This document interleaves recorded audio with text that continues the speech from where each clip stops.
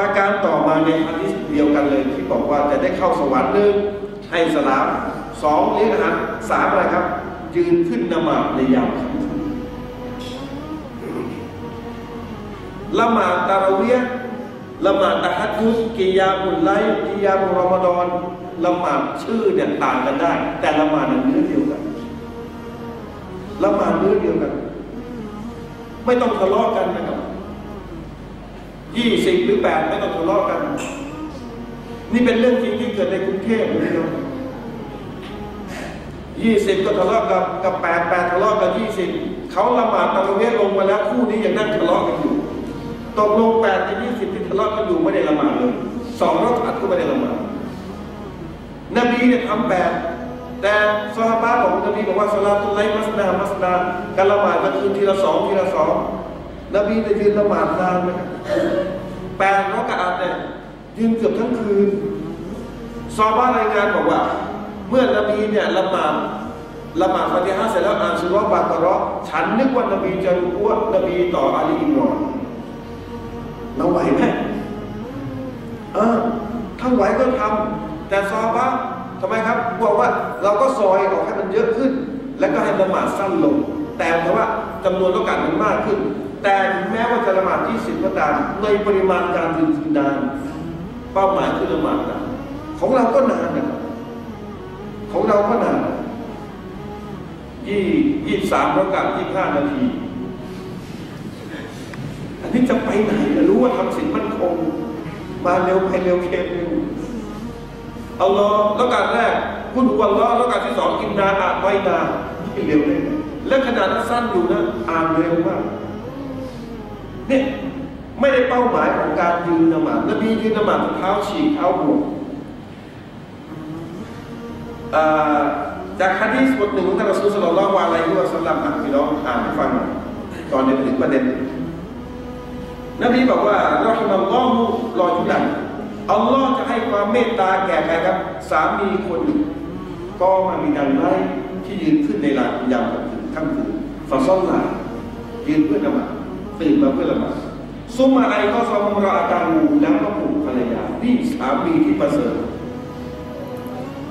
คืนนี้ทำเลยก็ได้ตื่นมาตี 3จะตื่นคนเดียวปลุกภรรยาด้วย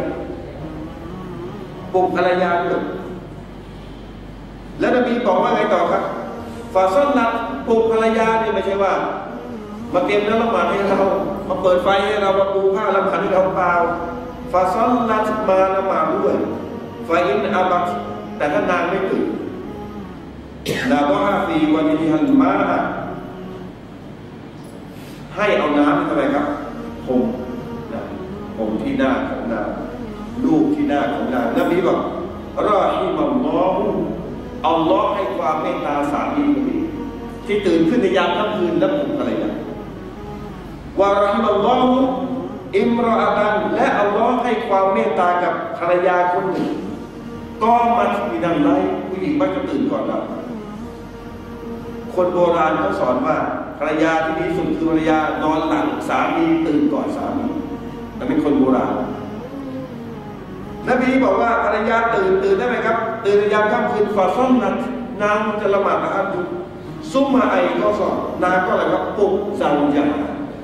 ปลุกสามีของนางฟาซ่อนลาเพื่อละหมาดฟาอินนาบานะดอฮัตฟีวะจฮิมมาหากว่าสามีไม่ตื่นทำไงก็เอาน้ำลูบที่หน้าภรรยาบางคนบอกอาจารย์สามีของฉันเอาน้ำลูบไม่พอต้องใช้เป็นขันตื่นยากและหลับนึกตื่นยากนบีบอกว่าอัลลอฮ์จะให้ความเมตตากับผู้หญิงคนนี้ภรรยาคนนี้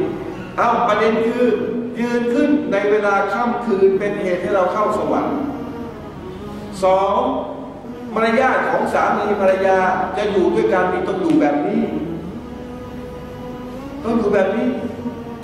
ไม่ใช่อยู่เป็นแบบว่าสามีทุกวันภรรยาซื้อถั่วมาให้กินไม่อยู่แบบนี้นะครับอยู่แบบไหนเนี่ยอยู่แบบช่วยเหลือบ้านละหมาดบ้านไปสู่เราเอาอาซาแล้วช่วยกันเพราะการละหมาดของผู้หญิงที่บ้านประเสริฐกว่าที่มัสยิดแต่ที่มัสยิดเป็นวาญิบว่ากันไปฉะนั้น เรื่องการละหมาดกลางคืนจึงเป็นเหตุให้เราเข้าสวรรค์พี่น้องรู้ไหมนบียกลูกนางฟาติมะให้กับท่านอาลีจริงๆแล้วอบูบักรก็มาขอนะท่านอบูบักรก็มาขอแต่นบีเงียบนบียกให้ท่านอาลีวันที่ออกเรือนไปแล้วนบีไปหาที่บ้านไปหาท่านอาลีไปเคาะประตูอาลาตุซัลลียานี่ท่านทั้งสองละหมาดทัดอยู่เนี่ยอัลลอฮฺ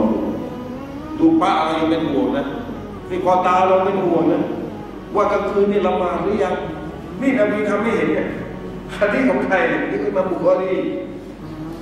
นบีไปหาอาลีตื่นยังจะตื่นละหมาดเนี่ยนี่คือความเป็นห่วงปัจจุบันไม่ต้องไปเคาะหลังโทรศัพท์เลี้ยงก็ได้แต่ส่วนใหญ่จะปิดใช่ไหมคือเอาละปิดวิเวกแล้วไม่เอาปิดแต่แสดงให้เห็นว่าการละหมาดกลางคืนมีความประเสริฐเป็นเหตุให้เราเข้าสวรรค์พี่น้องรู้ไหมการละหมาดตะฮัจญุดมีเชคอาหรับคนหนึ่งผมจำไม่ได้ว่าเป็นใครมันขึ้นมาในเฟซบอกว่าเป็นไปได้ยังไงคนที่เป็นผู้รู้คนที่สอนชาวบ้านคนที่ได้ชื่อว่าอุลามะแล้วไม่ละหมาดในยามค่ำคืนเพราะการละหมาดยามค่ำคืนเป็นชักซิยะเป็นคุณลักษณะของสลับฟุตซอลแล้วใครอ้างตัวบอกว่าฉันมีสลับฉันนี่กับกัดซินนาไปกับฟันกามไปอยู่ข้างๆพันเงียบไอ้เราตื่นไม่ตื่นพ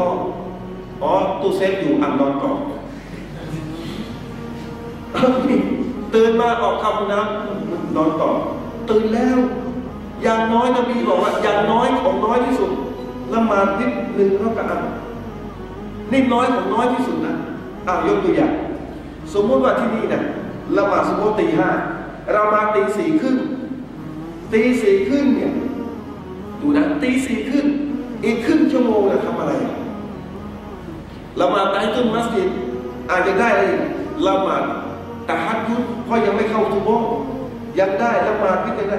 มาถึงที่นี่แล้วอีก5 นาทีจะอาซานนบีบอกเอาวิตรสัก1แล้วกัน